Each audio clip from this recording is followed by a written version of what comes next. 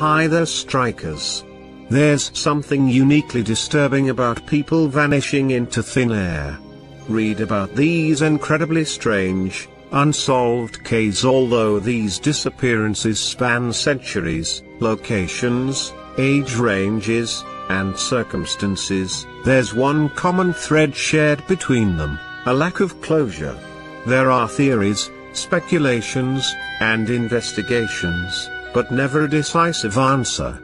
On our incoming episode, I'm going to feature some of the cases of mysterious disappearances of some missing that just disappear without any trace. The Iguala student disappearance.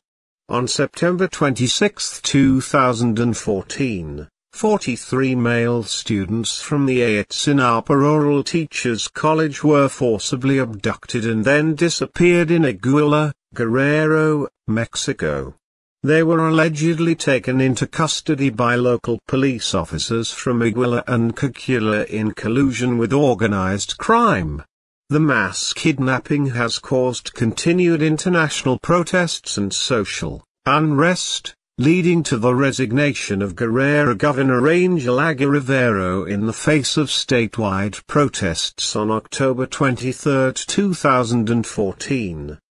The Ayotzinapa Rural Teachers College in Ixtla, Guerrero, Mexico, founded in 1926, is an all-male school that has historically been associated with student activism.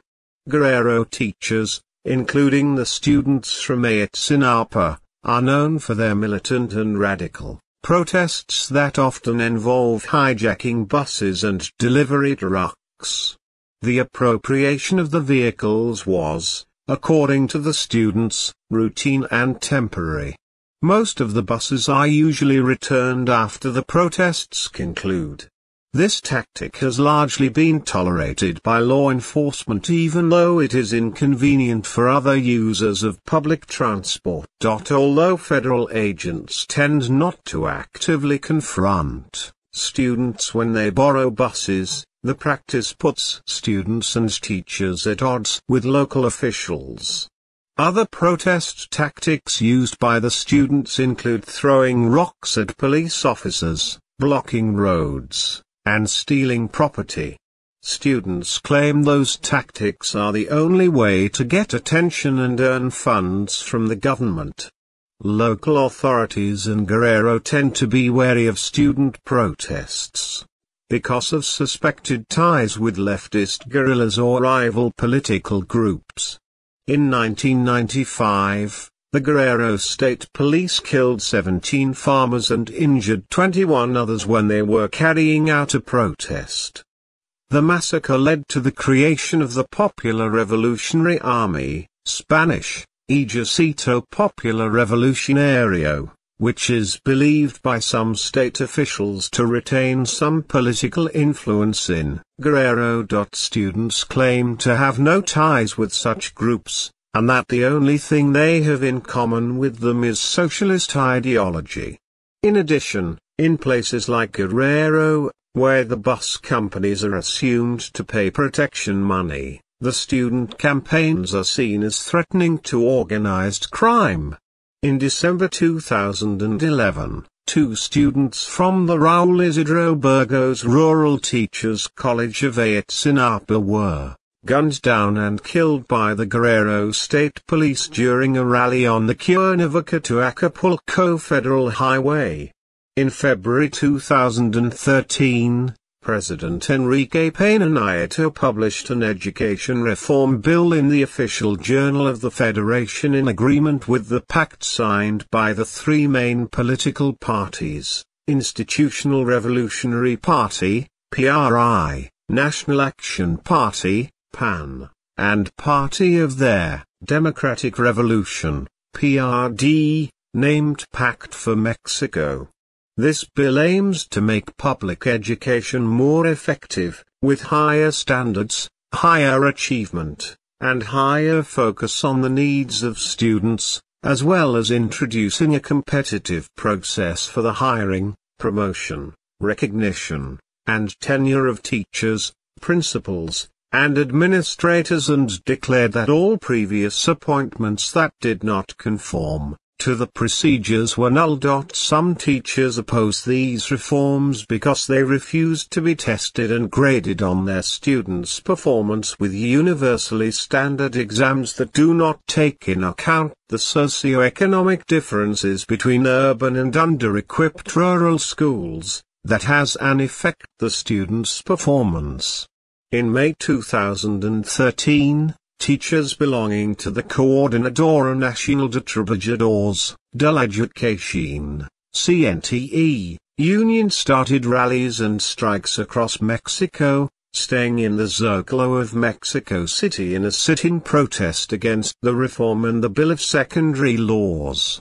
Students of the Rural Teachers College of Ayotzinapa joined the protest against education reform. In September 2013, the police retook the Zócalo Square using water cannons and tear gas. Business organizations of Baja California, Estado de Mexico, and Chiapas demanded decisive action against teachers on strike, as well as politicians from the PRD and PAN, and academics. In October 2013, 3 teachers protesting against the education reform suffered head injuries and a broken arm after being pelted with stones.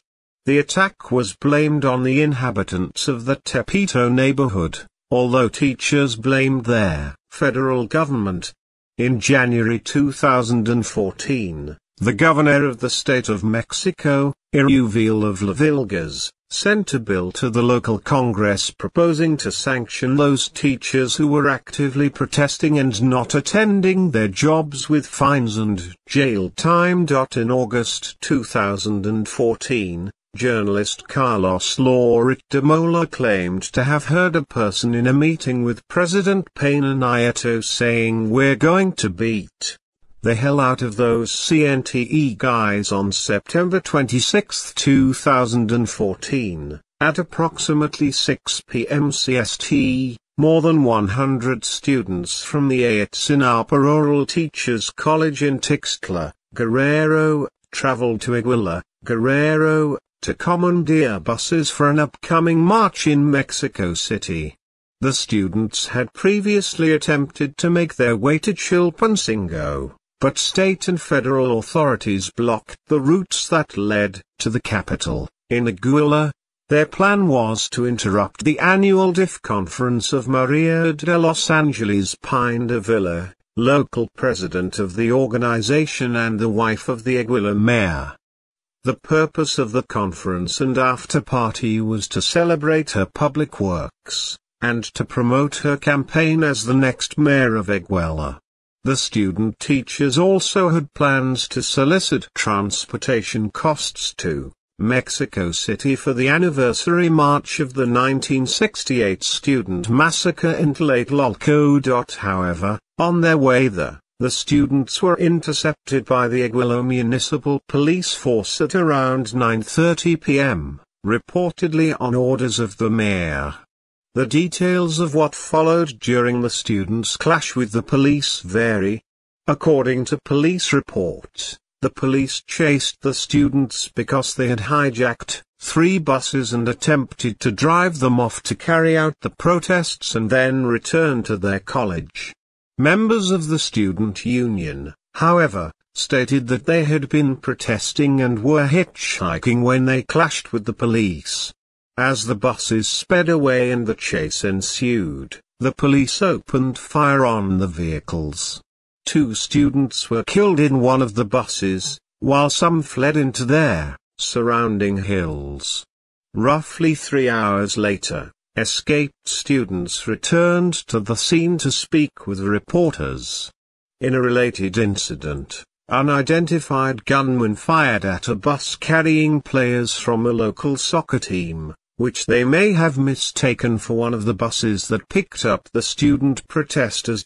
Bullets struck the bus and hit 2 taxis. The bus driver, a football player, and a woman inside one of the taxis were killed. The next morning, the authorities discovered the corpse of a student, Julio Cesar Mondragon, who had attempted to run away during the gunfire. His eyes had been gouged out and the skin of his face flayed to a bare skull. In total, 6 people were killed and 25 wounded, and this is the first part of Iguala student disappearance.